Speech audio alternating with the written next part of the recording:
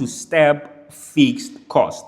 So step fixed cost basically an idea that this cost they change, they fixed in nature, but once it goes outside of a certain range, then it changes. For example, I said storeroom rental. Let's say you basically rent out a storeroom, right? And we're saying that that storeroom you pay, let's say, let me make an example, you pay 50,000 for a storeroom. And this storeroom can only store, let's say, can only store 50 boxes. Just making an example. So you renting out this storeroom, it can only store 50 boxes and you have to pay 50,000.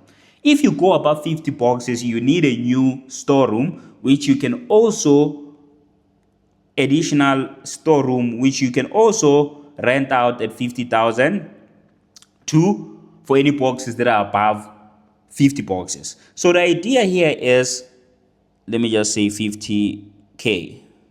So the idea is, as long as these are the boxes, in this case, which is the activity. So the activity are boxes that you store. So the idea here is, as long as your boxes are still below 50, you're paying 50,000. However, once you go above 50, now you need to pay 100,000. Why? Because you need more storage, right? You need more room, so you need to rent out this additional storage. So the idea between fixed cost is basically this idea that they fixed for a certain range, but once you go above a certain range, then they change, right? So you can see here that they fixed for this range, but once you go above 50, it jumps to here. Once you go above 100, it jumps to here.